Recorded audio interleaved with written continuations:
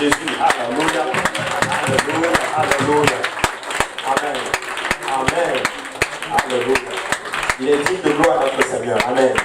Alléluia. Qui aime le Seigneur Jésus ici? Alléluia. Alléluia. Alléluia. Alors dis à ton voisin, alors signifie que tu aimes le Seigneur Jésus.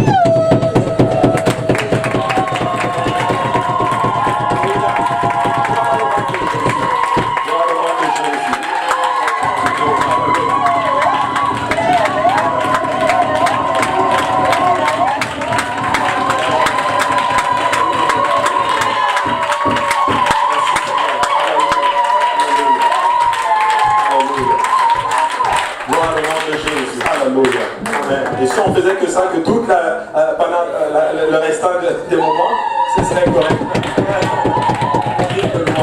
Alléluia. Merci Seigneur. Alléluia. Nous demandons au pasteur de prier.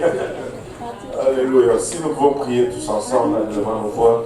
Seigneur, nous te remercions encore une fois pour le privilège et l'honneur que nous avons d'être dans ta maison, de ressentir ta présence, Papa. Et nous ne voulons pas prendre cela pour acquis, Seigneur. Alors que nous venons pour entendre de ta part, nous réalisons également que nous sommes des hommes naturels, des hommes charnels, pour qui ta parole est folie, et sans ton aide, Papa, nous ne pouvons la comprendre. Nous prions maintenant que tu nous aides. Aide-nous, Papa, afin de la recevoir. Papa, que ta main soit sur son serviteur, afin qu'il puisse la délivrer sans crainte, ni faveur, ni hésitation, Seigneur. Et que nous puissions, Papa, faire une place dans nos cœurs pour cette parole où elle peut germer, produire le fruit, et que ce fruit nous conduise jusque dans la vie éternelle. Avec action de grâce dans les cœurs, nous prions ainsi dans le nom précieux de Jésus. Nous disons tous au nom de Jésus. Alléluia. Au nom de Jésus. Alléluia. Et pendant que vous êtes debout, nous allons aller dans Actes chapitre 19. Je fais vraiment possible pour ne pas être long. Actes chapitre 19. Et nous allons lire les 7 premiers versets. Amen. Actes chapitre 19, versets 1 à 7. Et si vous l'avez, vous pouvez dire Amen. Amen. Alléluia. Et si vous êtes en train d'arriver, vous pouvez aussi arriver à l'écran. Donc il est écrit, pendant qu'Apollos était à Corinthe, Paul, après avoir parcouru les hautes provinces de l'Asie, arriva à Éphèse. Ayant rencontré quelques disciples, il leur dit, avez-vous reçu le Saint-Esprit quand vous avez cru? Ils lui répondirent, nous n'avons même pas entendu dire qu'il y ait un Saint-Esprit. Il dit, de quel baptême avez-vous donc été baptisés? Ils répondirent, du baptême de Jean. Alors Paul dit, Jean a baptisé du baptême de repentance, disant au peuple de croire en celui qui venait après lui, c'est-à-dire en Jésus. Sur ces paroles, ils furent baptisés au nom du Seigneur Jésus. Lorsque Paul leur eut imposé les mains, le Saint-Esprit vint sur eux, et ils parlaient en langue et prophétisaient. Ils étaient environ 12 hommes. Amen. Alléluia. Et vous pouvez vous asseoir dans la présence du Seigneur. Alléluia. Je suis vraiment convaincu d'être dans la volonté du Seigneur aujourd'hui parce que le Seigneur me mettait cela à cœur. Alléluia. Pendant un petit bout. Et j'ai pris le temps un peu, je l'ai développé et je prie vraiment que cela aide le peuple, le corps du Christ ce matin. Amen. Alléluia. Si je devais donner un titre à cet enseignement aujourd'hui, ça va être avez-vous réellement reçu le Saint-Esprit? Hein? Paul posait la question, avez-vous reçu le Saint-Esprit? Mais ma question c'est, avez-vous réellement reçu le Saint-Esprit? Amen. Alléluia. Et le passage que nous venons de lire, c'est l'un des passages les plus, disons, les plus aimés des apostoliques. Amen. Et nous nous en servons souvent beaucoup, amen, pour exprimer certaines vérités spirituelles, notamment le salut, amen. Et pourquoi, oui, le salut? Parce que nous, les apostoliques, nous avons comme fondement le salut, amen. Le salut est très très important pour nous. Et dans le texte, Actes chapitre 19, que nous venons de lire, l'apôtre Paul se trouve à Éphèse, et là, il rencontre des disciples. Alléluia. Et s'il y a premièrement une chose que nous devons noter, c'est que c'est à Éphèse que Paul a fait l'un des plus grands travaux de son ministère, en fait. Et Éphèse, c'était une ville qui composait environ 250 000 habitants. Hein? Et cette ville était sur la voie qui mène à Rome. J'ai un peu une carte ici pour vous montrer un peu où se trouvait la ville d'Éphèse. Bon, ça va être un peu de certains ne vont pas le comprendre. Voilà.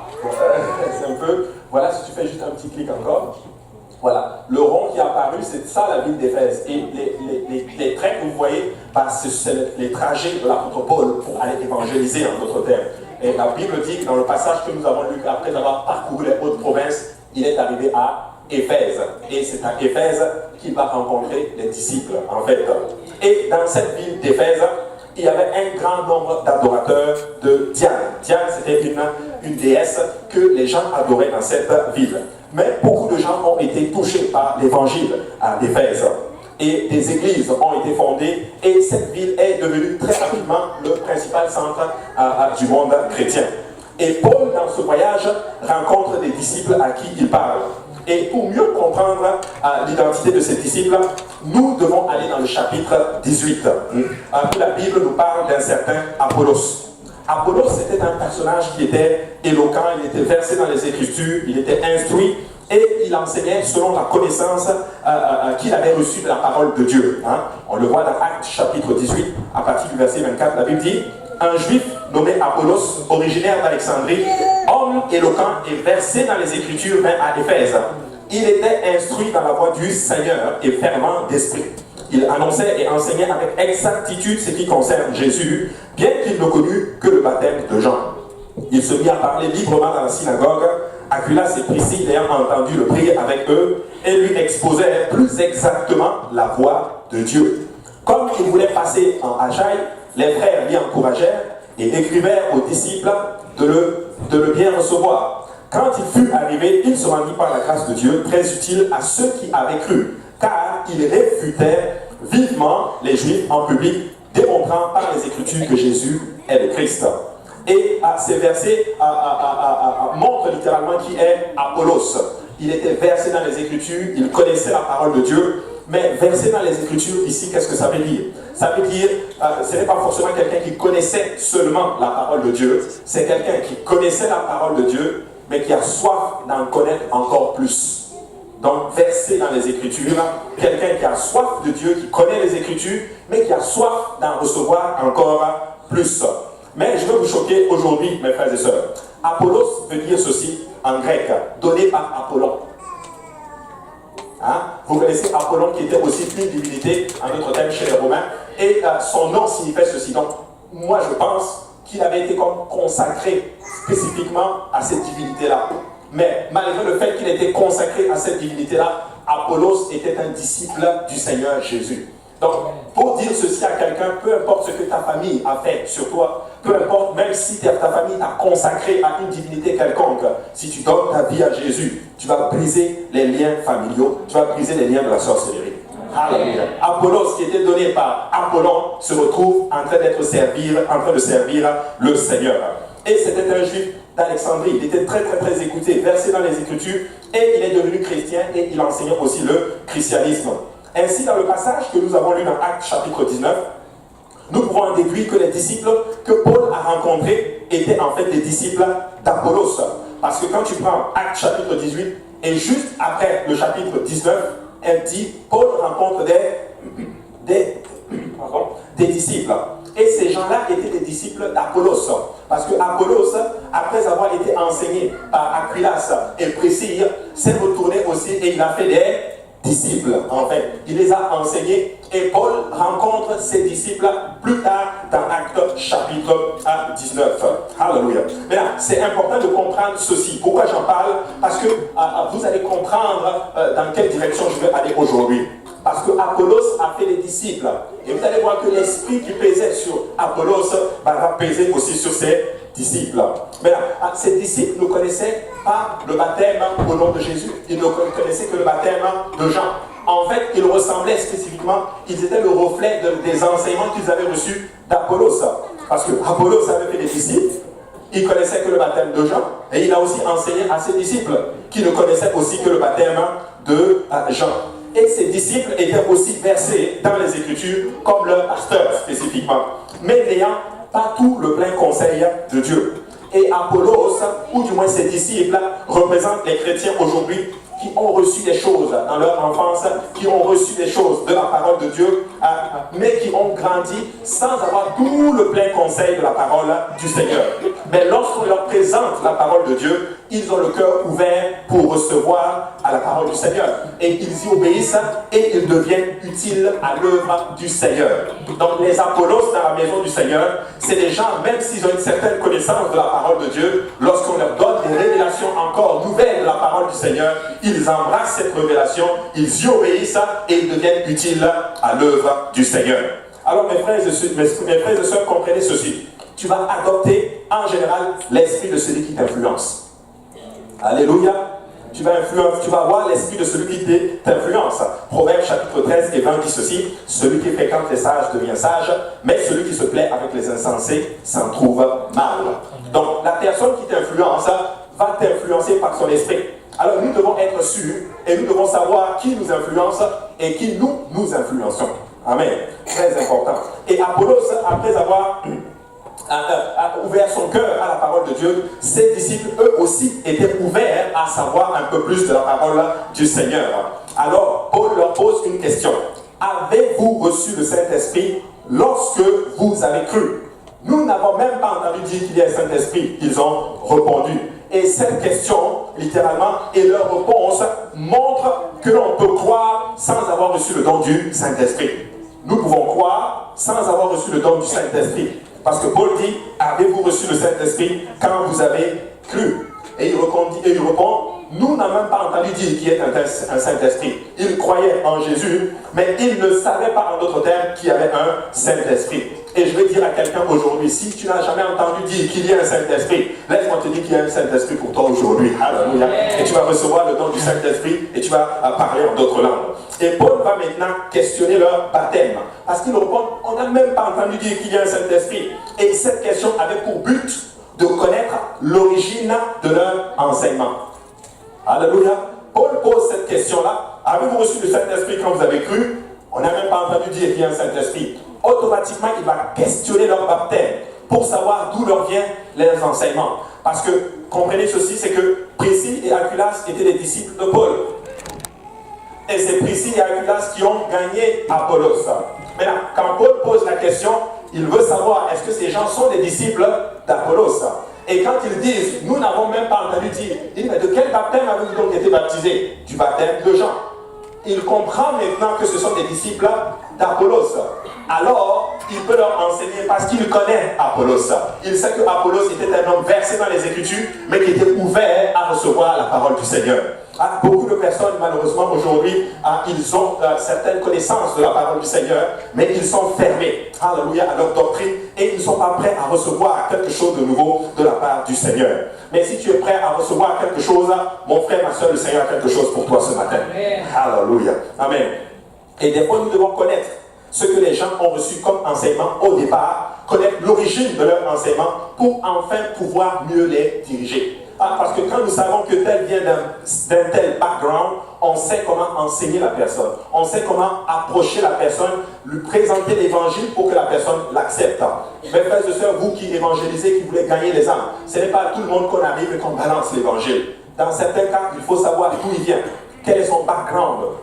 Qui l'a enseigné? C'est qui son pasteur avant? Quel enseignement il a reçu pour pouvoir mieux diriger la personne?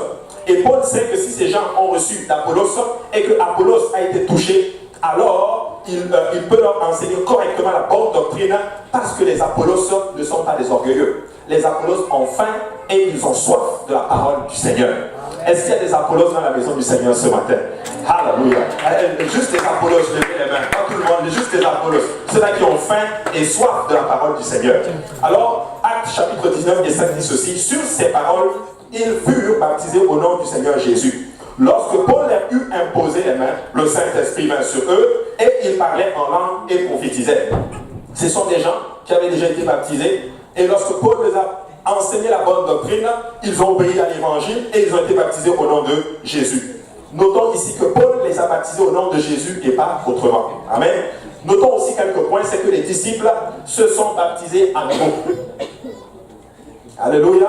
Ça veut dire ceci, on peut se faire baptiser quand notre baptême n'est pas fait de la bonne façon. Alléluia. Donc, nous pouvons le remarquer. Donc, ils n'étaient pas baptisés pour le pardon de leurs péchés. Paul les a baptisés au nom de Jésus-Christ pour le pardon de leurs péchés. Deuxième chose que nous devons remarquer, c'est que le baptême a été fait au nom de Jésus. Et vu que ces gens étaient des disciples, ils avaient déjà la repentance. Alors Paul ne leur parle même pas de la repentance au préalable parce qu'ils vivaient une vie de sanctification. Ils avaient déjà reçu une certaine connaissance de Jésus. Ils vivaient littéralement dans la repentance. Donc Paul les a exposés en d'autres termes le baptême directement. Bon, je suis convaincu qu'il y a une prière de repentance qui a été faite avant. Alléluia. Donc il faut la repentance. Après cela vient le baptême au nom de Jésus. Et vous voyez par la suite que lorsque Paul leur a imposé la main, ils ont reçu le baptême du Saint-Esprit. Ils ont parlé en langue et ils prophétisaient. Les Écritures nous disent spécifiquement. Maintenant, le point de l'enseignement aujourd'hui, c'est pourquoi ces gens étaient baptisés au nom de Jésus. Et pourquoi nous aussi nous baptisons au nom de Jésus. Premièrement, parce que le nom de Jésus est le nom qui est au-dessus de tout nom. Ça m'a fait peur quand le pasteur s'était ici et puis il a commencé à parler du nom de Jésus. C'était vraiment ça le corps de mon texte, littéralement. Vous savez quoi? Nous baptisons au nom de Jésus, premièrement, parce que le nom de Jésus, c'est le nom qui est au-dessus de tout nom. Actes chapitre 4, 11 à 12 dit ceci. Jésus est la pierre rejetée par vous qui baptisez et qui est devenue la principale de langue.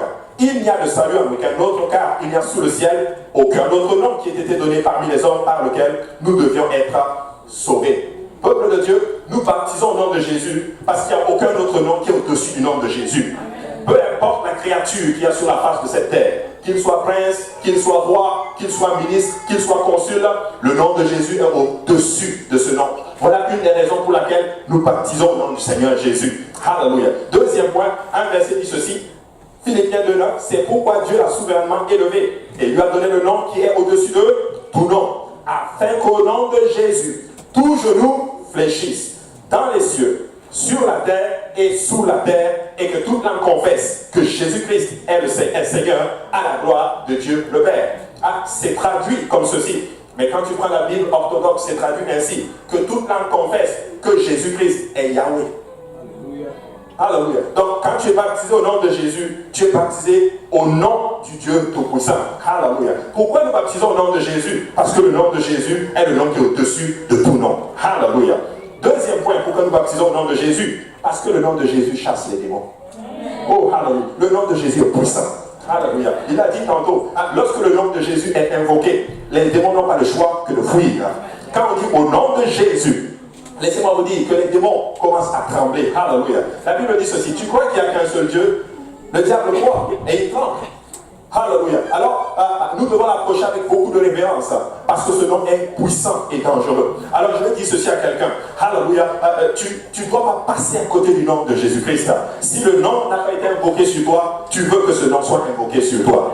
Tu sais, regarde, si tu as des problèmes, même si tu sens qu'il y a une oppression, dis au nom de Jésus. Dis encore au nom de Jésus. Et dis encore au nom de Jésus. Et dis encore au nom de Jésus. Et le démon n'aura pas le choix que de fuir. Quelqu'un était en train de prier, plutôt il était chez lui, et il a commencé à dormir, il dormait. Et il était tourmenté littéralement par un esprit. Et à un moment donné, il se réveille, et puis il se rend compte que c'est le diable. Il dit, c'est juste toi. Et puis il s'est endormi. Il a minimisé littéralement le diable pour montrer ceci. C'est le nom de Jésus qui me protège. Tu sais, si tu es tourmenté par quoi que ce soit, et j'étais tourmenté il y a certains hier, écoutez, j'ai commencé juste à prier. Au nom de Jésus, écoutez, c'est parti. Peuple de Dieu, le nom de Jésus chasse les démons. Alléluia. Le nom de Jésus chasse les démons. Luc chapitre 9 et 49 dit ceci. Jean prit la parole et dit, Maître, nous avons vu un homme qui chasse des démons en ton nom. Et nous l'avons empêché parce qu'il ne nous suit pas. Jésus, ne l'en empêchez pas. Lui répondit Jésus, car qui n'est pas contre nous, qui n'est pas contre vous, est pour vous.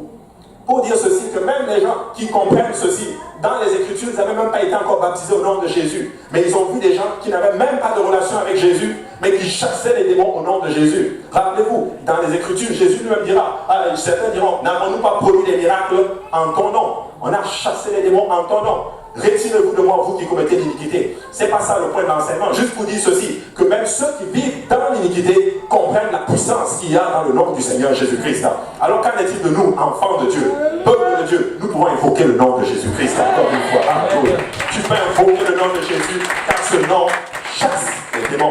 Alléluia. Marc chapitre 16 et 17 dit ceci. voici les miracles qui accompagneront ceux qui auront cru. En mon nom, ils chasseront les démons, ils parleront de nouvelles langues. La Bible dit que les démons vont être chassés dans le nom de Jésus-Christ. Voici une des raisons pourquoi nous invoquons le nom de Jésus sur les gens. Moi, je crois spécifiquement, littéralement dans mon cœur, que quand je rentre avec toi dans les eaux de baptême et que je dis au nom de Jésus, même si tu étais possédé par un démon, il va fuir.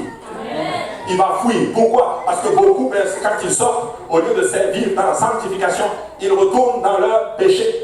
Et voici pourquoi ces personnes-là qui fuient, qui partent des fois en oubliant le Seigneur, qui quittent la présence du Seigneur, ils reviennent encore plus possédés encore. Pourquoi? Parce que le démon va chercher 7 démons plus puissants encore pour affecter la condition de cette personne. J'ai vu des gens baptisés au nom de Jésus, puissamment utilisés par le Seigneur.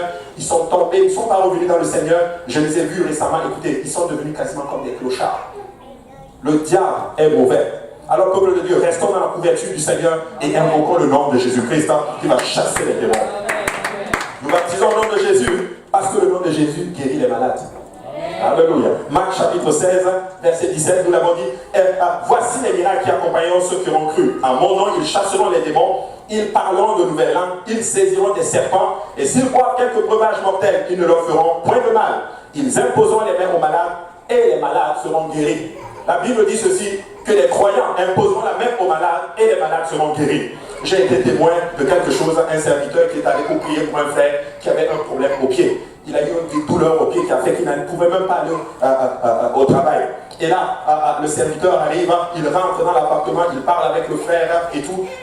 Et à un moment donné, au moment de partir, il dit, je vais prier pour toi. Il prend sa main, il impose la main, il prie au nom de Jésus. Il prie au nom de Jésus. Même pas une grosse prière. Alléluia. Tu sais, des fois, pour avoir la puissance, il faut que tu aies une consécration qui te batte. Hein? Au nom de Jésus. Le temps que le serviteur quitte l'appartement, le frère était en train de sauter sur sa jambe. Parce que la douleur était partie instantanément. Peuple de Dieu, le nom de Jésus guérit encore les malades. Alléluia. Et si tu es là aujourd'hui, que tu n'as pas été encore baptisé au nom de Jésus, nous pourrons te faire baptiser au nom du Seigneur Jésus. Et si tu es là et que tu es malade, nous allons prier pour toi et au nom de Jésus, tu seras guéri. Nous baptisons au nom de Jésus parce qu'il n'y a aucun baptême dans la Bible fait autrement. Amen. Les Juifs dans Actes chapitre 2, verset 38, ils ont été baptisés au nom de Jésus. Les Samaritains dans Actes chapitre 8, verset 16, baptisés au nom de Jésus. Les gentils dans Actes chapitre 10 et 48, ils ont été baptisés au nom de Jésus. Les Éphésiens dans Actes chapitre 19, qui est le corps de notre texte, baptisés au nom de Jésus. Mais quelqu'un m'a dit, mais oui, pasteur, attends. Moi, j'ai vu quelque chose dans Matthieu chapitre 28, verset 19. On va le lire ensemble. Matthieu 28 et 19 dit ceci. Allez, faites de toutes les nations des disciples, les baptisant au nom du Père, du Fils et du Saint-Esprit, et enseignez-leur à observer tout ce que je vous ai prescrit. Et voici, je suis avec vous tous les jours jusqu'à la fin du monde. Ça, c'est le passage que beaucoup de personnes utilisent pour baquer le baptême au nom du Père, du Fils et du Saint-Esprit. Premièrement, aucun baptême n'a été fait au nom du Père, Fils et Saint-Esprit dans la Bible. Une des raisons pour laquelle nous baptisons au nom de Jésus. Alléluia. Maintenant, ce passage, j'ai fait un peu quelques petites recherches. C'est un enseignement que j'avais enseigné un jeudi et je me suis dit que c'était peut-être plus approprié qu'on enseigne à une grande échelle. Vous savez, ce passage devait être lu comme suit. Allez, faites de toutes les nations des disciples et enseignez-leur à observer tout ce que je vous ai prescrit. Et voici, je suis avec vous tous les jours jusqu'à la fin du monde. C'est comme ça que c'était censé être lu. Pourquoi? Parce que dans les textes originaux, ce passage n'apparaissait pas. Eusèbe, dans le 3e livre de ce chapitre 5, c'est ce qu'il dit spécifiquement. Et toutes les versions aujourd'hui de la Bible contiennent le passage de Matthieu 28, 19, comme nous l'avons aujourd'hui baptisé au nom du Père, Fils et Saint-Esprit. Ce n'est pas que nous le refutons, non. C'est juste pour vous montrer, peuple de Dieu, que lors des traductions, il y a eu un problème, il y a eu une influence doctrinale mauvaise qui est entrée, et mine de rien, la traduction fait que beaucoup sont malheureusement dans l'erreur. Toutes les versions existantes disent ceci, plutôt, l'encyclopédie de l'éthique sur la religion dit ceci. Toutes les versions existantes, dans toutes les versions existantes, ce texte est selon la croyance de la doctrine trinitaire. Mais il serait bon de savoir que les meilleurs manuscrits, que ce soit du vieux latin ou de la version syriaque, ce passage est absent. Ça, c'est le dictionnaire, littéralement, de l'encyclopédie qui le dit. Il est absent. Et dans tous les plus vieux manuscrits, les pages qui contiennent la fin du chapitre de Matthieu, comme nous le voyons aujourd'hui, est absent. Pour montrer que lors des traductions, avant dans le texte original, Matthieu 28, 19, comme vous le voyez, n'existait pas. Pour vous montrer, peuple de Dieu, qu'aucun apôtre dans les chrétiens primitifs n'a baptisé au nom du Seigneur, n'a baptisé au nom du Père, Fils et Saint-Esprit. Ils baptisaient tous au nom du Seigneur Jésus. Le dictionnaire sur la biographie de la littérature chrétienne dit ceci. On l'a tiré de cela. Et il y a un personnage qu'on appelle Conibert. En fait, c'était un philosophe, plutôt pas un philosophe, c'était un ancien théologique à l'université d'Oxford. Il a dit ceci. Eusèbe cite le texte de Matthieu 28, 19 à plusieurs reprises dans les travaux qu'il a écrits entre 300 et 336, à savoir dans son long commentaire sur les psaumes, sur Ésaïe, dans la démonstration, de la théophanie. Et l'auteur Conibert dit ceci. Après avoir fait des recherches, j'ai trouvé 18 citations de Matthieu 28, 19, et toujours sous la forme suivante. Allez faire de toutes les nations des disciples et enseignez-leur à observer tout ce que je vous ai prescrit. Et voici ce qu'il dit. Il est évident que ceci était le texte trouvé par Eusèbe dans les très anciens codex collectés entre l'an 50 et l'an 150 avant sa naissance par ses prédécesseurs. L'autre forme n'a pas été connue avant sa visite à Constantinople où il a été témoin au concile de Nicée. Pour montrer spécifiquement que ce texte, Matthieu 28, comme vous le voyez dans les textes originaux, n'apparaissait pas. Pour dire ceci à quelqu'un aujourd'hui, si tu ne l'as pas encore fait au nom de Jésus, c'est le temps pour toi de le faire au nom de Jésus-Christ. Parce que les chrétiens primitivement ne le faisaient pas au nom du Père, du Fils et du Saint-Esprit. Maintenant, aujourd'hui, je vais vous choquer. Quelqu'un dise, choque-nous. Alléluia. Regardez ceci. Lui, c'est le catholique cardinal Joseph Ratzinger. Si tu peux nous montrer un peu sa photo. C'est lui ici. Voici ce qu'il a dit. C'est un catholique. Un cardinal. Voici ce qu'il a dit.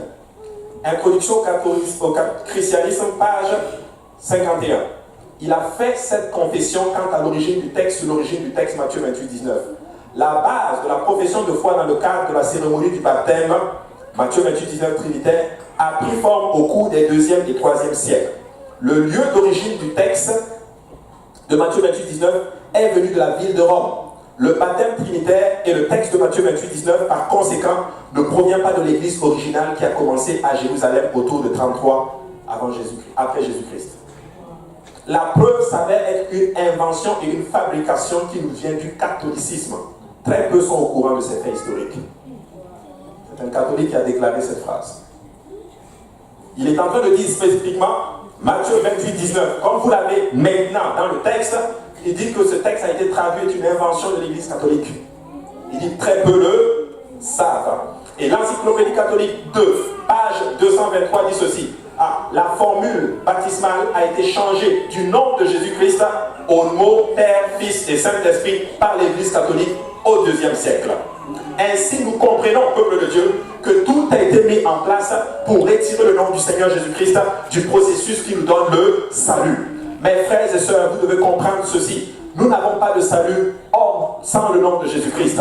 En dehors de Jésus-Christ, il n'y a pas de salut. Alléluia. En effet, cela a été même prophétisé par le prophète Jérémie, où le nom de Jésus-Christ, tout a été mis en place pour enterrer le nom de Jésus-Christ. J'ai lu ce passage un jour et j'avais perdu le verset. Je l'ai cherché, je ne l'ai pas trouvé. Et hier, en préparant cette leçon, le Seigneur me l'a montré encore une fois. Jérémie chapitre 11, verset 18, et vous serez choqués. Jérémie dit ceci. L'Éternel m'en a informé et je l'ai su. Alors tu m'as fait voir leurs œuvres. Au verset 19, j'étais comme un agneau familier qu'on mène à la boucherie, et j'ignorais les mauvais desseins qu'ils méditaient contre moi. 2 points. Détruisons l'arbre avec son fruit. Retranchons-le de la terre des vivants, et qu'on ne se souvienne plus de son nom. Alléluia.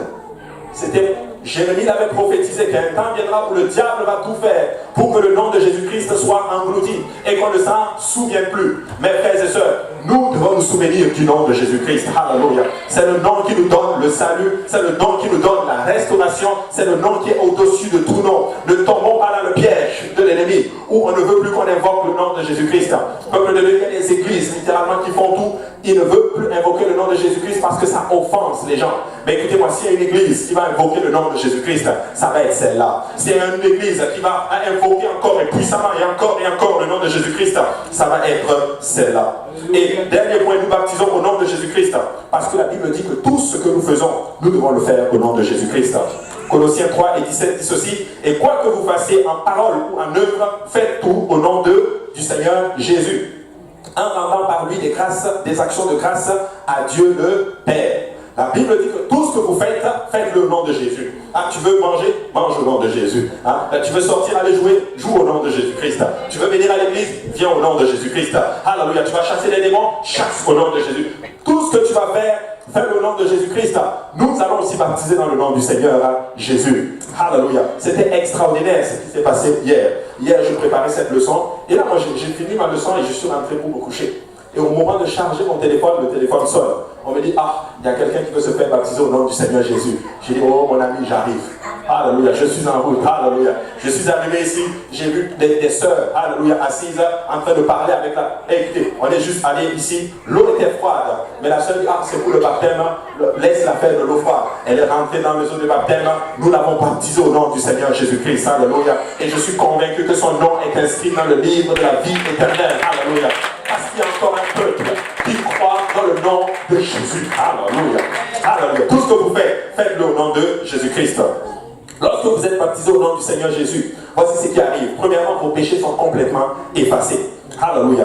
Acte 22, 16 dit ceci. Et maintenant, que tardes-tu? Lève-toi, sois baptisé et lavé de tes péchés en invoquant le nom du Seigneur. Alléluia. Et vous connaissez le nom du Seigneur. C'est le nom de Jésus. Alléluia. Alors quand nous baptisons, nous allons évoquer le nom de Jésus-Christ. Deuxième point qui arrive lorsque tu es baptisé au nom de Jésus, ta conscience est purifiée de la culpabilité passée. Il y a beaucoup de personnes qui n'arrivent plus à vivre pour le Seigneur. Je vais vous dire pourquoi. Leur passé les rattrape.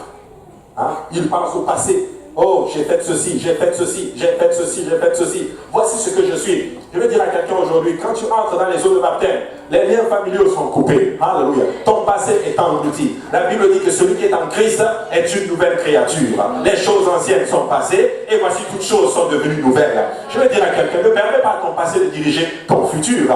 Ne permets pas à ton passé de décider comment tu vas vivre dans ton présent. Alléluia. Oui, le passé est mauvais, mais le futur va être meilleur. Le présent est bon parce que j'ai la conscience purifiée par le nom de Jésus et mon futur va être meilleur parce qu'il est sous le contrôle du Seigneur Jésus.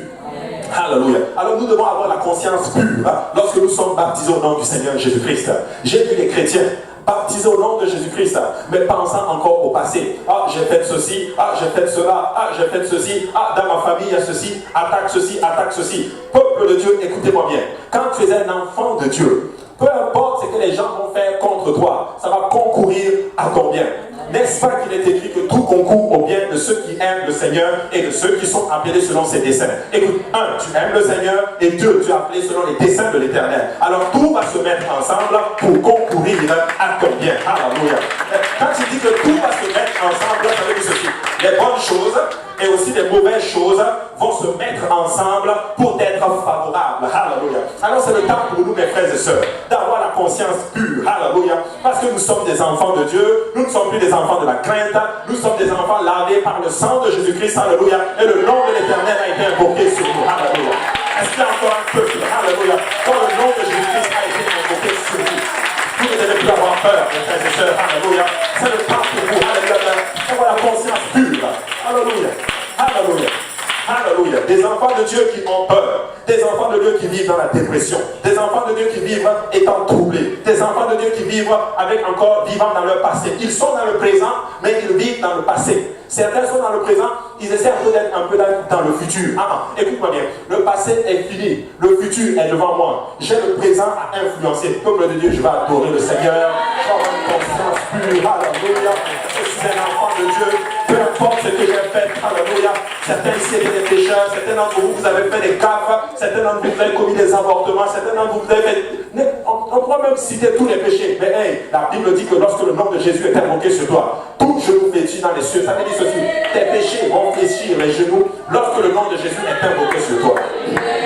Alléluia. Il y en a qui n'ont pas encore la conscience purifiée. Alléluia. Des fois, quand le diable vient me voir, je lui dis, j'ai été baptisé au nom de Jésus. Alléluia. Amen. J'ai été baptisé au nom de Jésus. Alléluia. Ne vivez plus dans la peur. Je ne suis plus enfant de la peur, je suis un enfant de Dieu. Alléluia. La Bible dit qu'à ceux qui ont reçu son nom, il a donné le pouvoir de devenir enfant de Dieu. Écoute-moi bien, je vais enseigner un jour sur les pouvoirs que nous avons reçus. Tu as le pouvoir de choisir, tu as aussi le pouvoir de devenir. Et nous avons le pouvoir de devenir enfant de Dieu. Et certains vont exercer ce pouvoir. Alléluia. Le pouvoir de devenir, alléluia, choisi pour devenir un enfant de Dieu. Alléluia. Lorsque je suis baptisé au nom de Jésus, je révèle le seul nom qui sauve. Galates chapitre 3 et 27 dit ceci. Vous tous qui avez été baptisés en Jésus, en Christ, vous avez revêtu Christ. La Bible dit que lorsque nous avons été baptisés au nom de Jésus, notre vêtement c'est devenu Jésus lui-même. Alléluia. Ça veut dire ceci. Quand on te voit, on voit Jésus. Alléluia. Tu sais, quand on te voit, on voit Jésus. Rappelez-vous le passage que le pasteur a enseigné. Ésaïe chapitre 4. 7 hommes saisiront, 7 femmes saisiront le même homme. Nous là, on ne veut pas tes vêtements. On va porter nous-mêmes nos propres vêtements. Nous, on veut juste ton nom. Mais moi, je connais un peu. Nous, on ne veut pas juste le nom. Parce qu'on sait que le nom va avec le vêtement. Donc, lorsque je suis baptisé au nom de Jésus, mon vêtement, c'est Christ. Et la façon dont je m'habille fait que quand on me regarde, on dit, oh, voici un Jésus. Voici un autre Jésus. Voici un autre Jésus. Tu sais, mais ça commence à être chaud en moi. Alors, mais je veux parler. Je suis en feu pour le Seigneur. La Bible dit ceci. Satan détestait Jésus. Et il a tué Jésus. Pensant qu'il pensait qu'en fait, il n'a pas tué Jésus. Jésus lui a donné sa vie pour nous. Et il était content. Il dit, yes, Jésus est parti. Jésus, c'est fini. Mais le problème, c'est qu'après le jour de la Pentecôte, moi, je vois 3000 Jésus. 3000 Jésus. Et voici encore des Jésus encore devant moi. Écoutez, le diable a des problèmes. Alléluia. Parce que nous avons revêtu Christ. Alléluia. Jésus-Christ, lorsque tu es baptisé au nom de Jésus, alléluia, tu revêts Christ. Et quand le diable te regarde, il a peur de toi. Quelqu'un doit juste exercer un peu son autorité et dire, au nom de Jésus, Satan, tu tombes. Au nom de Jésus, tu tombes.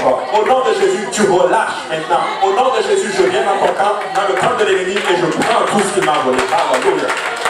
C'est le temps pour nous d'invoquer le nom de Jésus. Alléluia. Alléluia. Lorsque je suis baptisé au nom de Jésus, j'applique l'ensevelissement de Christ à ma vie. Romains chapitre 6 et 3 dit ceci. Ignorez-vous que nous tous qui avons été baptisés en Jésus-Christ, c'est en sa mort que nous avons été baptisés. La Bible dit que c'est en sa mort. Ça veut dire ceci. Nous, on est morts. Notre vieil homme est mort. Et nous vivons maintenant en Christ. Il y a une nouvelle créature en nous. Tu es un autre spirituellement. Tu es mort et tu es devenu une nouvelle créature. Ça veut dire ceci. Quand le diable frappe à ta porte, tu peux ouvrir et dire non, tu t'es juste trompé d'adresse. C'est plus la même personne qui habite ici. Alléluia. Quand le diable vient, quand il ouvre, quand tu ouvres, tu dis ah non, ça c'est pas moi ça. Quand il ouvre, mais je cherche le fornicateur. Non, je ne suis plus un fornicateur. Dieu. Alléluia. Quand il dit non, je cherche le voleur, le menteur, le sorcier là. Ici, tu es en face de Jésus. Et en passant, tu as 2 secondes pour partir d'ici. Parce que je vais en partir d'ici. C'est le temps pour vous, mes frères et sœurs, d'exercer votre autorité. Les enfants de Dieu n'exercent plus leur autorité. Alléluia. Pourquoi vivre encore dans la crainte et dans la peur? Alléluia. Nous ne sommes plus des enfants, alléluia, du diable. Nous sommes des enfants de Dieu. Alléluia. Je suis mort à moi-même et Christ vit en moi. La Bible dit que celui qui est en nous est plus fort et plus grand que celui qui est dans le monde. Mais certainement, nous avons celui qui est plus grand en nous et nous avons peur de celui qui est petit dans le monde. Écoute-moi bien. Le plus petit dans le royaume de Dieu est plus puissant que le diable, le plus fort dans le monde. Alléluia. Alors c'est le temps pour toi d'invoquer le nom de Jésus-Christ. Alléluia. Quand la voix arrive au nom de Jésus. Quand la peur arrive au nom de Jésus-Christ. Quand ton passé essaie de te rattraper au nom de Jésus-Christ. Alléluia. Quand les craintes et toutes ces choses veulent te rattraper et te dire ah non, tu ne mérites pas le salut de l'Éternel. Hey, alléluia. Christ est mort pour toi. Tu mérites le salut du Seigneur Jésus-Christ. Alléluia. J'applique la mort de Jésus-Christ à ma vie. Nous avons été ensevelis avec lui par le baptême en sa mort, afin que comme Christ est ressuscité des morts par la gloire du Père, de même, nous aussi marchons en nouveauté de vie. En fait, ceci, quand tu baptises au nom de Jésus, tu ne marches plus de la même façon. Quand tu baptises au nom de Jésus, tu ne marches plus dans le monde. Tu marches dans la sanctification. Tu marches dans l'humilité. Tu marches dans l'honneur. Tu marches dans la joie. Tu marches, en d'autres termes, comme un enfant de Dieu, avec assurance.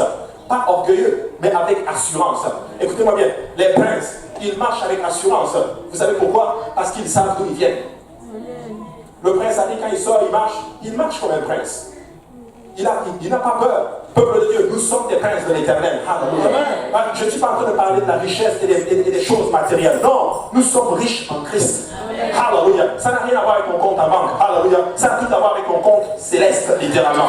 Écoutez, comme vous avez compris, vraiment, je suis content de voir un millionnaire et un milliardaire à côté de moi. Alléluia. Tu as des millions, tu ne m'avais pas dit. Alléluia. Ça n'a rien à voir avec ton compte en banque. Tu es riche dans le Seigneur. Alléluia. Tu es riche dans le Seigneur. Le monde, ils pensent qu'ils sont riches, mais ils sont pauvres. Alléluia. Et certains enfants de Dieu, vous ne savez même pas quelle richesse vous avez dans le Seigneur. Quelle autorité vous avez dans le Seigneur. Marchons la nouveauté de vie avec assurance. Cinquième chose, quand je suis baptisé au nom de Jésus, je suis légalement amené dans l'alliance avec Dieu. Une alliance avait dit ceci: peu importe ce que j'ai fait, tant que si je me répands et que je reviens, je ne peux pas briser l'alliance. L'alliance, elle est scellée avec du sang. Alléluia. Écoutez, vous savez, l'alliance du mariage, elle est scellée quand? Lors du premier rapport. Le premier rapport, ça arrive quand nos sangs le sang se mélange ensemble. Au-delà de tout ce que vous savez, mais le sang entre en contact. Christ a versé de son sang pour sceller cette alliance. Et quand tu es baptisé dans le nom de Jésus-Christ, tu entres dans une nouvelle alliance. Alléluia. Ça veut dire ceci: quand le diable t'attaque, Jésus est obligé de te défendre. C'est ça les contrats de l'alliance. C'est ça le texte de l'alliance. Quand le diable attaque, Jésus doit entrer. Des fois, juste pour que Jésus entre dans la bataille, Satan essaie de me toucher un peu. Oui, essaie de me toucher et tu vas voir la main de l'Éternel sur moi. Est-ce que vous êtes en alliance avec le Seigneur Jésus-Christ? Alléluia. Écoutez, je suis en alliance. Ok, on va prendre quelqu'un d'autre, par exemple. Si je prends ma femme, ça va être un peu toujours nous, toujours nous. Alléluia. Ma femme m'a dit, non, souvent, pas toujours nous, pas toujours nous. La sœur Laure et le frère Carl, ils sont en alliance. Écoute, si je viens pour agresser la sœur Laure, Carl est obligé de la défendre. L'Église, alléluia, est en alliance avec Jésus-Christ. Pour dire ceci: quand le diable t'attaque, Jésus est juste obligé d'entrer dans la bataille. Alléluia. Et quand il arrive, le texte dit, alléluia, que quand l'Éternel se lève, tout s'abaisse. Alléluia. Même pour te toucher, le diable a besoin de l'autorisation du Seigneur. Alléluia. Pour toucher Job, il avait besoin d'avoir l'autorisation du Seigneur. Pour toucher Job, je dis à quelqu'un aujourd'hui, alléluia, l'Éternel est en alliance avec toi. Alléluia. L'Éternel, le Dieu des armées, est pour de toi. Alléluia. Il a donné sa vie pour toi. Et il est ton Père. Alléluia. Quel temps pour nous, peuple de Dieu, de vivre dans l'assurance avec le Seigneur Jésus-Christ. Alléluia. Alléluia. Oh, chata, alléluia. Je vous dis ce que vous êtes en train de voir. Un homme que le diable a essayé de mentir pendant longtemps. Mais je suis convaincu aujourd'hui, alléluia, de qui je suis en Christ. Hey, tu dois connaître ta position en Christ. Alléluia. Tu n'es pas n'importe qui. Tu es le fils du Dieu vivant. Mais double protection. Individuellement, tu es son fils. Collectivement, nous sommes son épouse. Ça veut dire ceci. Hey. Si le diable essaie de t'attaquer individuellement, il entre obligatoirement dans la bataille. Et si le diable nous attaque collectivement, il entre aussi en bataille. Pour le peuple de Dieu, alléluia, peu importe ce que le diable va faire, alléluia, tout va concourir à ton bien et le diable aussi recevra une correction, celle du Seigneur Jésus. Alléluia. Colossiens chapitre 2 et 11 dit ceci: c'est en lui que vous avez été circoncis d'une circoncision que la main n'a pas fait, mais de la circoncision de Christ qui consiste dans le dépouillement du corps de la chair.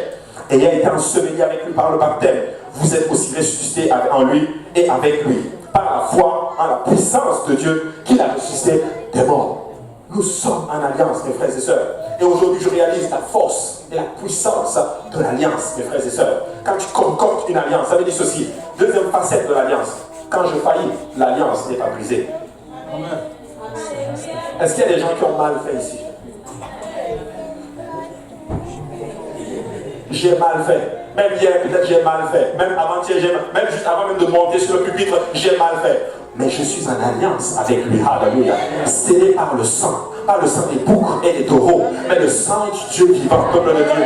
Écoute-moi bien, même si tu as mal fait, tu es toujours un enfant de Dieu. Alléluia. N'est-ce pas le diable te mentir, te dire, ah non, tu as mal fait, tu n'es plus un enfant de Dieu, tu as déçu le Seigneur Jésus-Christ. Hey, mes enfants font des bêtises, mais c'est encore mes fils. Alléluia. Et mes filles. Alléluia. Ils ne sont pas parfaits, mais c'est encore mes enfants. Et je suis obligé, dans mon rôle de père, de les protéger et de pourvoir à leurs besoins. Écoute, même s'ils font du mal, ce sont mes enfants. Écoute, même si tu as mal fait, je ne suis pas en train de donner une licence pour mal faire. Hein? Tu restes un enfant de Dieu. Et quand le diable vient te dire, tu as mal fait, je suis son fils. Lève-toi et fais comme ça. Je suis son fils. Alléluia.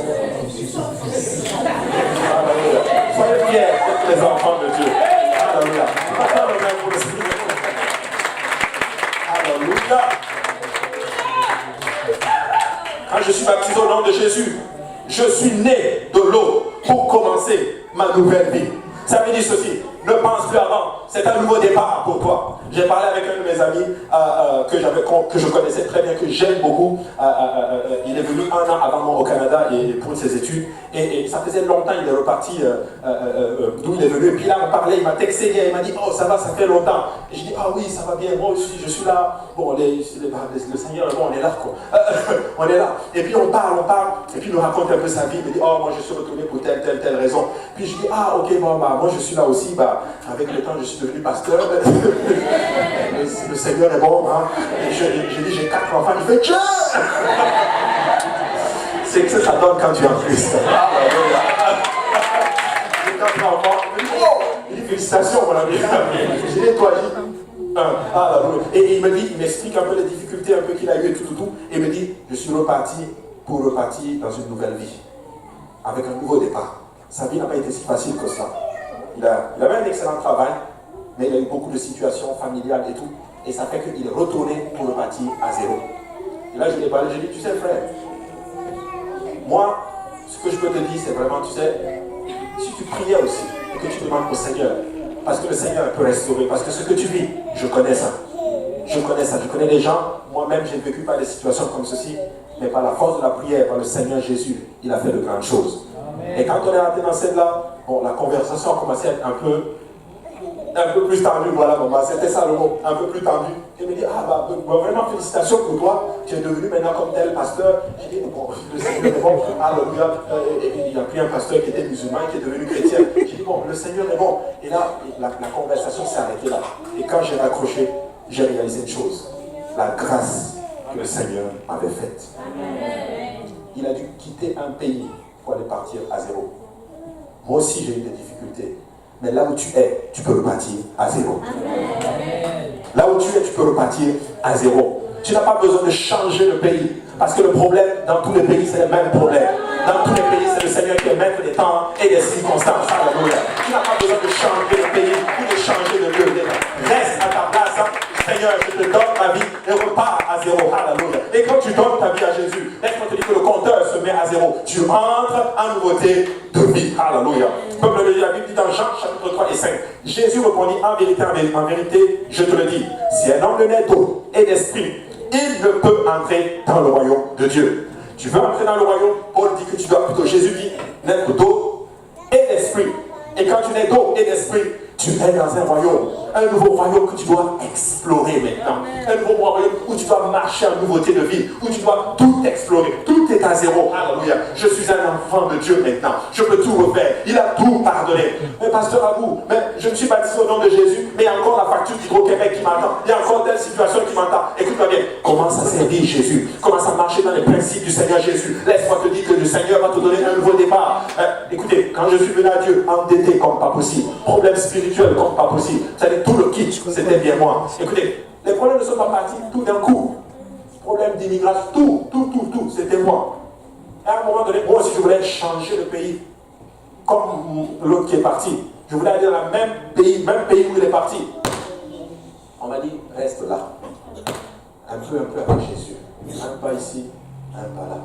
Un pas ici, un pas là. On tombe, on se relève. Un pas ici, un pas là.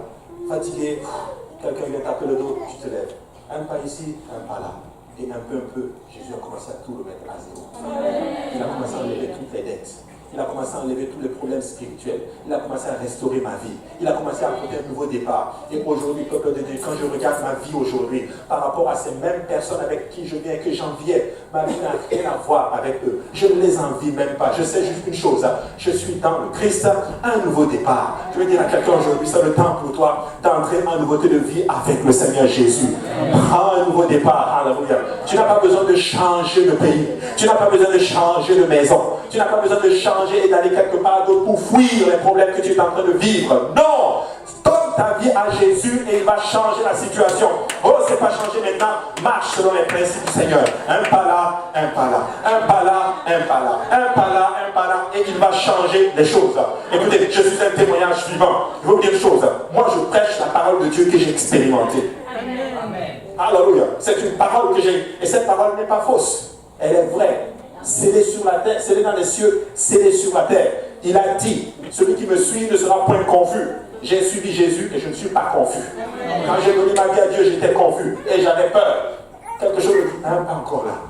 Juste avance encore un peu. Encore un peu, je vois rien. Encore un peu. Tourne encore un peu. Marche, marche, marche. Et là, aujourd'hui, la conviction est là. Mes frères et sœurs, écoutez-moi bien. Si vous êtes encore en train de douter de Jésus, laissez-moi vous dire que vous n'avez pas la foi. Amen. Je dis que si tu doutes de Jésus, de la force et de la puissance de Jésus et de sa parole, tu n'as pas la foi. Mais si tu as la foi en Jésus, un pas devant, un pas encore, un pas encore et un pas encore. Alors c'est le temps pour nous, mes frères et sœurs, d'aller de l'avant. Je suis né de nouveau pour commencer une nouvelle vie. Qui ici veut commencer une nouvelle vie avec le Seigneur Jésus? Une nouvelle vie, alléluia, avec le Seigneur Jésus. Enfin, lorsque Paul leur eut imposé les mains, ils ont reçu le Saint-Esprit et ils se sont mis à parler en d'autres langues. Lorsque le baptême a été réglé, la Bible dit qu'ils ont été remplis du Saint-Esprit. Oh, le Saint-Esprit. J'aime le Saint-Esprit. Alléluia, c'est puissant le Saint-Esprit. Je me rappelle quand j'ai reçu le don du Saint-Esprit que je parlais en d'autres langues pour la première fois. Je n'y croyais pas. Et Dieu me fait rencontrer des gens aussi, en général, qui ont reçu une fois mais qui ne croient pas. Je suis venu baptiser quelqu'un ici hier. Et là, dans l'eau du baptême, je dis, as-tu reçu le don du Saint-Esprit? On me dit, j'ai parlé une fois, mais je n'y crois pas. Je dis, ce qui t'arrive m'est aussi arrivé. Mais je continue à parler en d'autres langues. Quand tu reçois le don du Saint-Esprit, tu vas parler en langue. La Bible dit ceci, ne vous enivrez pas de vin, c'est de la débauche. Mais soyez remplis de l'Esprit. Je vous dis une chose, même avant de monter sur le pupitre, je parle en langue, je m'enivre du Saint-Esprit. Et je donne librement ce que Dieu me donne de donner. Tu n'as pas besoin de t'enivrer, tu as besoin de boire le Saint-Esprit. Quand ça ne va pas, parle en langue. Tu as peur, oh je vais dire un blasphème. L'Éternel ne permettra pas que tu blasphèmes contre son nom alors que tu as demandé le Saint-Esprit. Oh mais pourquoi les autres parlent en langue et personne ne comprend? Lis bien le texte. Le texte dit que quand tu parles en langue, c'est en esprit que tu dis des mystères à Dieu. Personne ne te comprend. Lorsqu'il parle d'interprétation, c'est quand il y a un message en langue. Il faut qu'il y ait un interprète. Mais quand tu reçois le don du Saint-Esprit, le don initial, alléluia, tu vas parler en d'autres langues. Je vous dis pourquoi beaucoup ne le reçoivent pas. Premièrement, parce qu'ils ne croient pas. Réellement. Ils pensent qu'on va le pousser à recevoir le don du Saint-Esprit. Je ne peux pas te pomper avec le Saint-Esprit. Mais quand tu viens à l'hôtel, lève les mains, répands-toi d'abord, commence à louer le Seigneur et ce qui vient à l'esprit, laisse sortir. Beaucoup pensent que le Saint-Esprit va te posséder pour que tu parles en langue. Le Saint-Esprit ne possède pas les gens. Le diable veut te posséder, mais le Saint-Esprit ne te possède pas. Le Saint-Esprit vient sur toi, il entre en toi. Et quand tu loues le Seigneur, la Bible dit que quand nous louons le Seigneur, il siège dans la louange de son peuple. Et alors que tu le loues, il va commencer à siéger en toi. Il va commencer à descendre en toi et mettre les choses dans la pensée. Maintenant, c'est à toi de sortir ce que le Seigneur est en train de déposer sur la langue. Mais beaucoup, certains, ça vient, mais ils ne veulent pas le sortir. Ils disent ceci, c'est moi qui parle. Oui, mais c'est toi qui vas parler en langue. La Bible dit, ils se mirent à parler en langue. Pas l'Esprit les a possédés. Et ils ont... Non, c'est l'Esprit de Dieu te donne des mots et c'est à toi de le sortir. Alors, parle cette langue. Parle cette langue. Quand ça vient, alors que tu loues le Seigneur, parle. Même si tu ne comprends pas ce que tu es en train de dire, parle cette langue, littéralement, car c'est ça le baptême du Saint-Esprit. Le Saint-Esprit, ce n'est pas juste pour parler seulement. Le Saint-Esprit, c'est aussi pour vaincre tous les problèmes et le monde quand tu vas commencer à vivre pour le Seigneur. Il te donne le Saint-Esprit pour vivre ton futur d'une façon glorieuse. Quand l'ennemi viendra, La Bible dit que l'Esprit comme un fleuve, l'Esprit de l'Éternel le mettra en fuite. Quand tu as le Saint-Esprit et que l'ennemi arrive et que tu commences à parler, tu es en train d'élever une bannière, un fleuve littéralement contre l'ennemi. Mais beaucoup de personnes n'ont pas encore cette force littéralement. Ils pensent que non, oh, j'ai été baptisé au nom de Jésus, j'ai des révélations. Tu dois parler en langue. Et tu dois laisser l'Esprit du Seigneur prendre le contrôle de toi. Alors ce matin, si quelqu'un n'a pas reçu le don du Saint-Esprit, tu peux le recevoir aujourd'hui. Si tu n'as pas été baptisé au nom du Seigneur Jésus, tu peux être baptisé au nom du Seigneur Jésus ce matin. Cela est disponible et c'est le message qui sauve. Je ne prêche pas un autre message. Je prêche le message que les apôtres ont prêché et le message que les anciens ont prêché. Pour dire ceci à quelqu'un, c'est ça qui va te sauver. Parce qu'à la fin de la journée, c'est le salut qui compte. Quand la trompette va sonner, pourquoi tu vas rester? Pourquoi vas-tu rester alors que tu vas voir les autres en train de monter? Ceux qui vont rester seront vraiment déçus. Mais c'est l'heure du salut. Aujourd'hui, voici l'heure du salut. Si vous entendez sa voix, n'endurcissez pas votre cœur. Peuple de Dieu, nous sommes à la fin des temps. Nous sommes vraiment à la fin. Vous savez, les Juifs, on peut se lever, j'ai fini. Je vais demander à notre équipe de chant mes amis. Les Juifs sont revenus rebâtir le temple 70 ans après la captivité.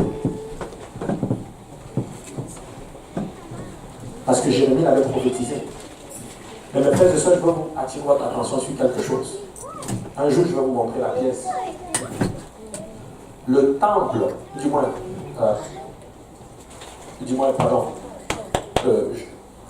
les Américains ont amené leur ambassade à Jérusalem. Vous savez quand? Exactement 70 ans après le rétablissement d'Israël. C'était en 2018.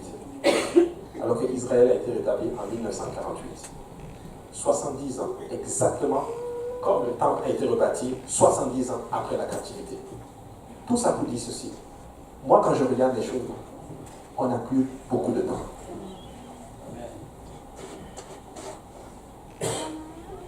Ma femme a fait un songe. La dernière fois où elle était dans le songe, elle me dit, c'est bizarre, je ne comprenais pas. Quelqu'un était dans le rêve, elle me parlait, elle me disait, et te parlait à moi, me disant, rachète le temps. Rachète le temps. Quelqu'un doit racheter le temps. Je dois racheter le temps. Mais nous devons tous racheter le temps. Parce que je crois aujourd'hui, avec la position que j'occupe, que quand Dieu me donne quelque chose, c'est pour moi et c'est aussi pour vous. Quand on dit racheter, ça veut dire que tu vas donner quelque chose d'autre en échange du temps. Ce n'est plus le temps de faire ce que on dit ici au Québec, les niaiseries. S'il y a un temps, il faut vivre pour Dieu. C'est maintenant. C'est le temps d'obéir à Dieu. Pourquoi périr? Juste pour un plaisir temporaire. Pourquoi plaisir pour une relation sexuelle illicite, temporaire? Même pas 5 minutes de plaisir et tu vas hypothéquer l'éternité. Une simple colère, une simple paix, un truc simple, tu vas l'hypothéquer pour ton salut. Il n'y a pas un autre message à prêcher dans les derniers jours. C'est le message du salut. Nous sommes des enfants de Dieu, mes frères et sœurs. Si tu es enfant de Dieu, vis comme un enfant de Dieu. La Bible dit ceci, que celui qui veut se souiller, qu'il se souille. Que celui qui veut se sanctifier, qu'il se sanctifie. Mais un pied ici, un pied dehors, ça ne marche plus. Tu vas juste te tuer pour rien. Il y avait un homme qui vivait dans l'impudicité. Il vivait dans l'ordre, il trompait sa femme. Son pasteur est allé le voir. C'est une histoire réelle. Il est allé le voir et lui dit, arrête. Je vais le dire dans ma façon, avec l'autorité que l'Éternel m'a conférée, je t'ordonne, arrête. Et non, pasteur, juste une dernière fois. Juste une dernière fois. Il rentre dans sa voiture en allant pour aller consommer juste une dernière fois un accident et il est mort. Tu n'as pas besoin de faire encore une dernière fois la chose. Abandonne maintenant. Et je veux juste parler, pas d'une façon orgueilleuse. Je bannis l'orgueil maintenant dans le nom de Jésus.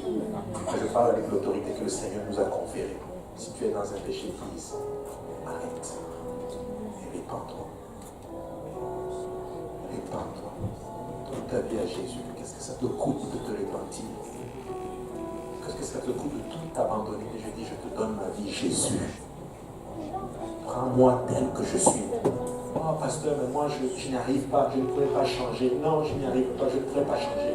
Donne ta vie à Jésus. On n'est pas plus que toi. Ceux qui vivent dans la sanctification, ils ne sont pas plus que toi. Ils ne sont pas plus forts que toi. Ils ne sont pas plus intelligents que toi. Ils n'ont pas une super puissance. Non. Mais c'est par la grâce de Jésus. Parce que tu sors de la présence de Dieu.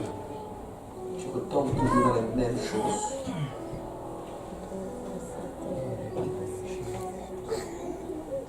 Servons le Seigneur, mes frères et sœurs. On est à la fin des temps. On est à la fin. Alléluia. Alors ce matin, l'hôtel est ouvert. Nous allons prier le Seigneur. Nous allons que nous prions pour deux choses. Donne-moi la force de vivre comme un enfant de Dieu, sans crainte.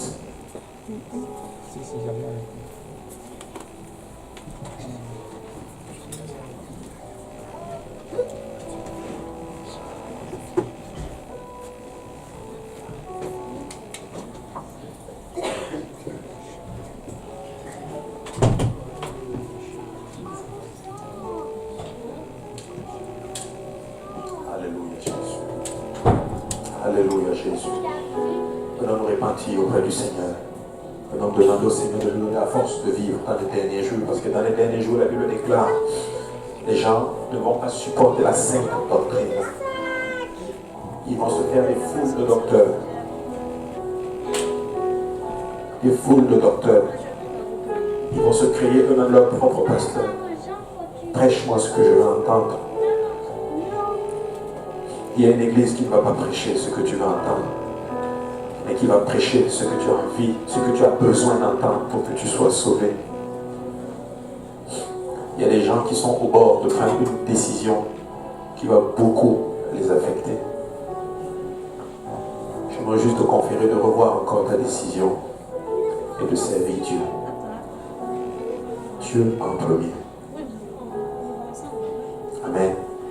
Dieu en premier. Alléluia. Alors parlons au Seigneur maintenant. Amen. Alléluia. Et s'il y a des gens autour de vous, saints de Dieu, qui ont besoin d'une touche du Seigneur, vous ressentez qu'ils ont besoin de prière, posez-leur la main et priez avec eux. Parce que l'onction est avec vous. Amen.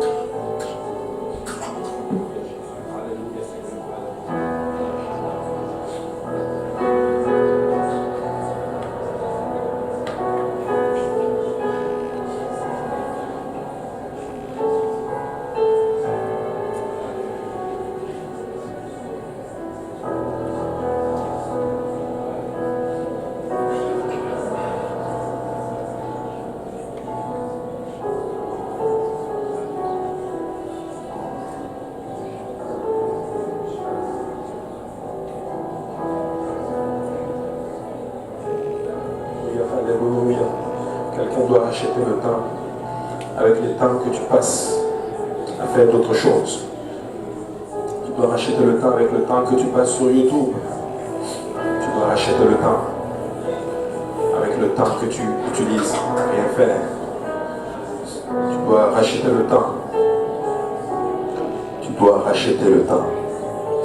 Alléluia Jésus, alléluia. Alléluia, alléluia Jésus. La conviction de l'esprit à cet hôtel. Alléluia, alléluia Jésus, alléluia. Alléluia, alléluia. Alléluia Jésus, alléluia, alléluia. Gloire au nom de Jésus, alléluia. Peuple de Dieu encore, alléluia. Nous pouvons prier, alléluia. Nous pouvons toucher le trône de grâce. Alléluia, alléluia. Alléluia.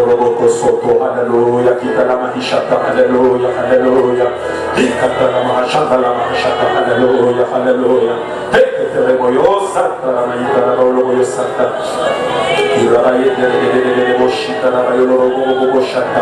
Alléluia, alléluia, alléluia. Alléluia Jésus, alléluia, alléluia. Alléluia, encore, alléluia. La conviction de l'esprit, alléluia Jésus, alléluia. Alléluia Jésus, alléluia, alléluia. Alléluia. Parle à ton Seigneur, alléluia. Parle à ton Dieu, alléluia, alléluia. Alléluia, demande-lui la force, alléluia. Demande-lui la force, alléluia, papa, alléluia. Demande-lui la force pour vivre dans ce monde, alléluia, selon son esprit, alléluia. Tu as reçu le Saint-Esprit, alléluia. Marche en nouveauté de vie, marche comme un enfant de Dieu, marche comme un enfant de Dieu, alléluia, alléluia. Alléluia Jésus, alléluia.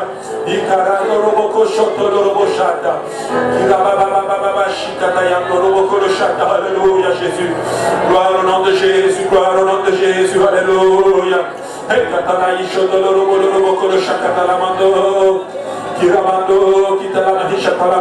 Alléluia, alléluia. Gloire à toi Jésus, gloire à toi Seigneur Jésus, alléluia. Demande à Dieu, alléluia. Demande au Seigneur de t'aider à garder le dépôt que tu as reçu, alléluia. Alléluia. Acquiert la vérité de l'avant-point. Acquiert la vérité de l'avant-point, alléluia. C'est le temps pour toi de vivre, alléluia, en puissance avec le Seigneur Jésus, alléluia. À toi et la gloire, Seigneur Jésus, alléluia.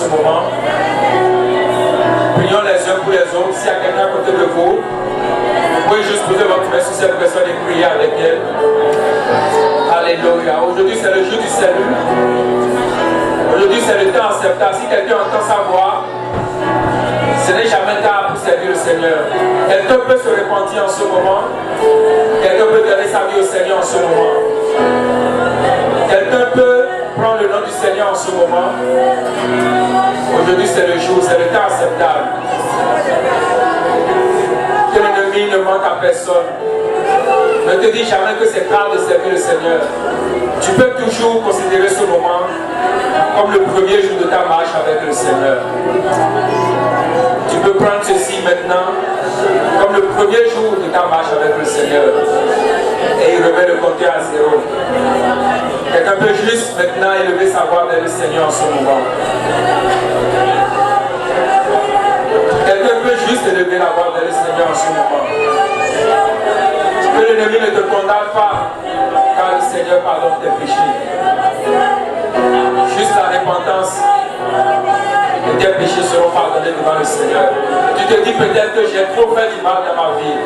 Mais laisse-moi te dire qu'il n'est jamais tard. Tu peux juste ouvrir ta bouche maintenant et confesser tes péchés. Car la Bible dit que si nous confessons nos péchés, qu'il est juste et bon pour nous pardonner et nous purifier de toute iniquité. Alors je demande à quelqu'un maintenant de mettre ta confiance dans le Seigneur. Alléluia. Parce qu'il est miséricordieux. Alléluia. Sa parole dit qu'il est lent à la colère. Alléluia. Et il est riche en bonté. Alléluia. Et il ne se lasse jamais de pardonner. Alléluia. Peu importe le péché que tu as commis, le Seigneur n'est pas fatigué de te pardonner. Juste le confesser et tu recevras pardon. Alléluia. Alléluia. Alléluia. Alléluia.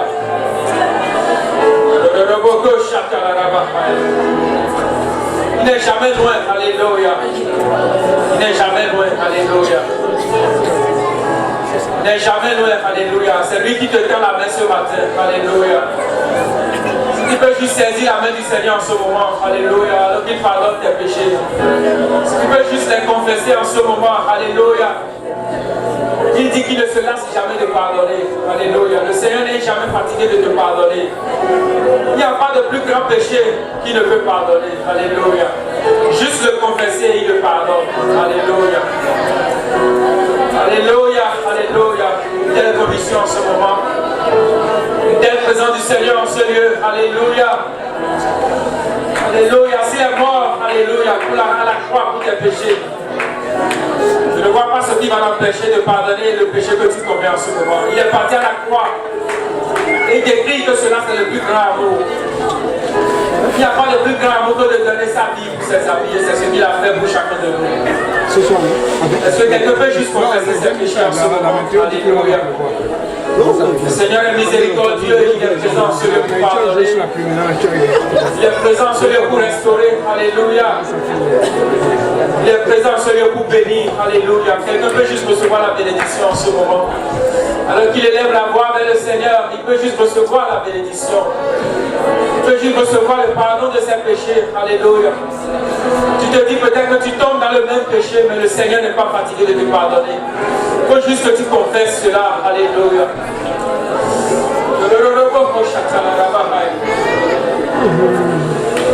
Alléluia, alléluia, alléluia. Oh, Dieu ne se lasse jamais de pardonner. Alléluia.